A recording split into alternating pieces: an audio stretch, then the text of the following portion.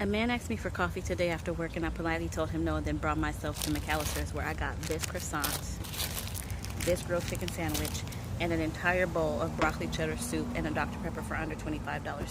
Now, I'm not going to argue with you about how you like to date, just like I don't want you to argue with me about how I like to date. But coffee is never going to be an option for me. And just like I respect your choice to coffee, respect mine to not coffee.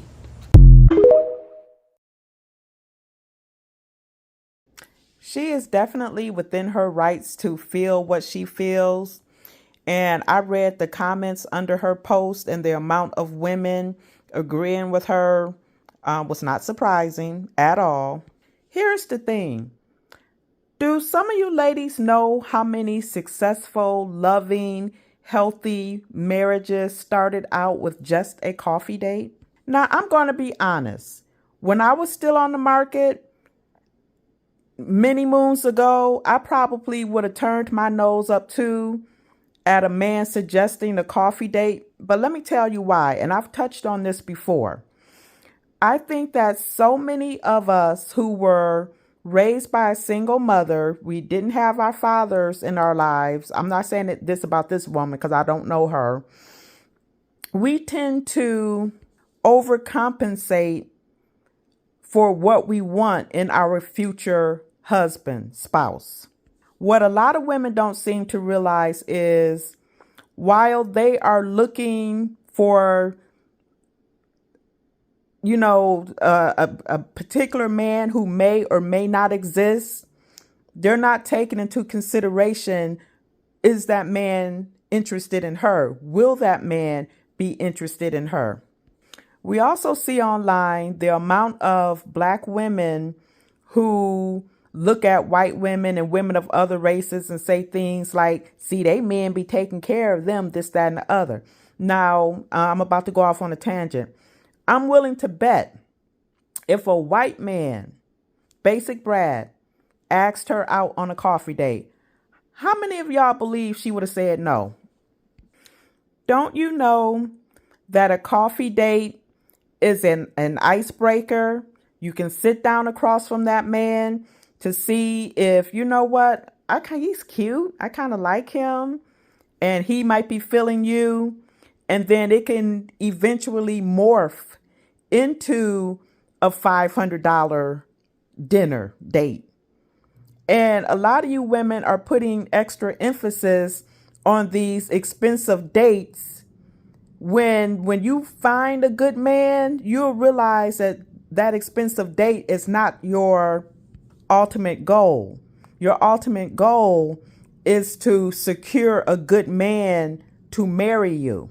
And another thing that a lot of you women don't seem to understand, when a man marries you, depending on what your taste in men are and how well you vet, men will go above and beyond for the woman that he marries. I'm telling y'all.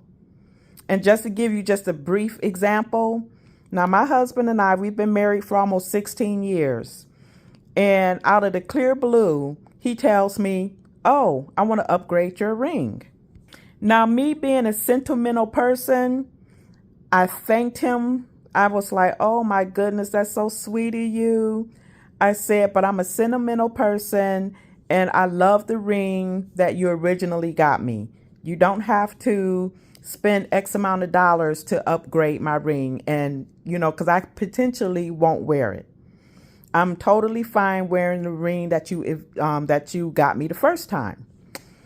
And so there's this lady I used to work with, and I think I've mentioned this in my videos before, but it's a lady I used to work with who she's been married 30 years, and her husband buys her a ring every 5 years. I say all of that to say, so many women out here are floundering when it comes to men and being picked by a good man, and your priorities are not in the right place. I don't think this young woman is going to get the outcome that she's dreaming about. And I get it.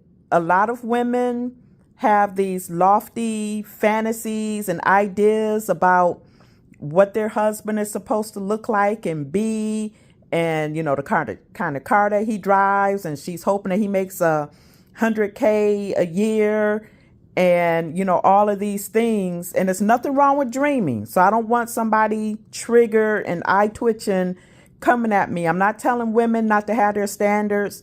I'm not telling women that they can't dream. But what I do tell women, I'm talking to you young women, is to be realistic. Now, I don't know what this particular woman is looking for to turn down a coffee date.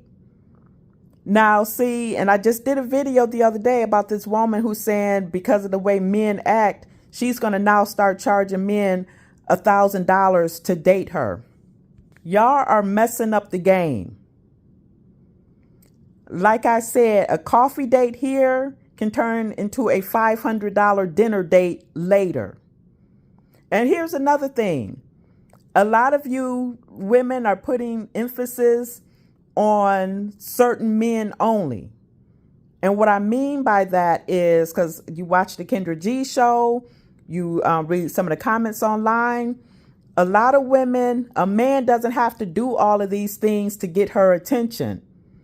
All he has to have is swag, walk a certain way. He might have 5 baby mamas, but because she's attracted to him, he doesn't have to bring all of that to the table for her.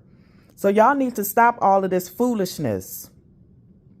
A lot of you are not going to get the outcome that you want because I don't want to say that your standards are too high, because that's going to trigger some of y'all. And ain't it funny? It always triggers the women who don't have a husband. And I can hear it now. Yeah, well, just because you just settling for scraps and crumbs or whatever, you don't know what I have. You don't know what my husband has given me. And ladies, the ones of you who want a husband, you need to start paying attention to the women who are in successful marriages. Go to the traditional women's platforms. Get off of these sisterhood, sister girl platforms. They're just going to lead you down a single path like them. This woman here in that video, she tripping. She's tripping, y'all.